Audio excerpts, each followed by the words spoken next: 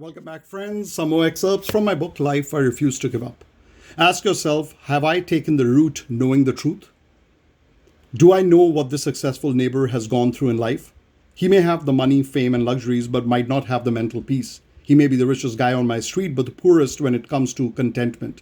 Every person has a story to tell. Every guy has taken a path that you may have never dreamt of. My point is to observe, but never presume right away. Now, what will happen if you do not take pride in yourself? To an extent, our mental health also suffers when we stop believing in who we are, what we are capable of. Let no one tell you that you're not capable of reaching the top. No one knows you more than yourself, my friends. We are strong enough to fight the biggest battles and realize our true potential. We remain ordinary when we accept the loss and refuse to start all over again. We seek assertion from outsiders, whereas the real assurance should be from within. Every person on this planet is fighting his or her battle daily. The battle gets quite rigorous in training, tiring, but no one is left with a choice. You have to keep at it and remind yourself that it is your destiny. You can't expect others to promote you, encourage you, uplift you, because they all have better things to do. In today's world, every person is selfish and self-centered because the times we live in demand us to be so. I would say if you get a true friend in life, you really have to thank your stars. Feel blessed that someone out there is looking out for your benefit and wellness. Let us look at an example. The black community faced apartheid inequality for years. After 27 years in prison, Nelson Mandela was released in 1990.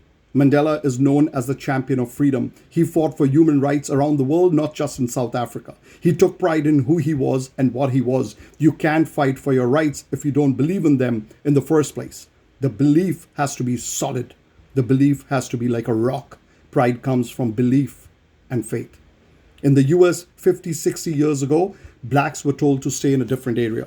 They were prohibited from entering specific restaurants and bars. They had zero self-esteem about their existence. They lived an oppressed life till many leaders from the black as well as the white community showed them the path to freedom. They were taught the need for freedom, freedom to think, freedom to exhale, freedom to live, freedom to realize their potential. Their community leaders took pride in who they were, and the rest followed. The 1964 Civil Rights Act banned segregation. The world has seen many civil rights leaders in the form of George Mason, Victoria Woodhull, Mahatma Gandhi, Alice Paul, B.R. Ambedkar, Dorothy Height, Martin Luther King Jr., and Malala Yousafzai. This group consists of whites, blacks, Indians, Muslims who believed in the truth of equality and mankind. They were mere human beings like you and me. They lived a simple life regardless of their great deeds. The difference between them and us is that they believed in a purpose and worked towards it. They all went through humiliation and opposition, but they kept the fight alive. When I look back on my life,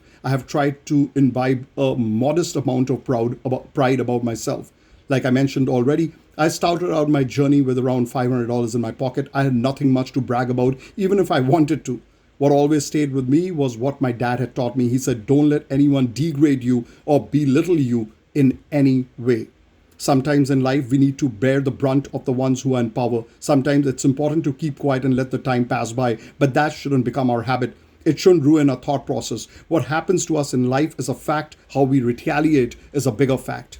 It's more crucial than the fact itself. I kindled my father's words in me and let my self-pride never die. When we are young, there's not much that we would have accomplished. We may feel inferior at times. We may be put down by people who live with presumptions all their lives. What we have always need to remember is that we cannot let anyone attack our self-pride. When there is no money, no friends, bad times, life goes going upside down, all we have is ourself and our inner strength to back us. A lot of times we come across individuals who go through frustration because they have somehow lost faith in their own capabilities. These people need an extra push to excel and achieve. We all need to condition our mind and soul every now and then. If you don't do it for yourself, then who will? Think again. You're the master of your destiny. You may not be the master of your results, but belief, faith, and courage can move mountains. Those mountains will keep protruding every now and then. In this book, I mentioned about battles of life that we've all faced, are facing, and we'll keep facing. This journey of life will throw many punches along the way. What's more important is how we face them and carve a smooth path for ourselves. Life, I refuse to give up.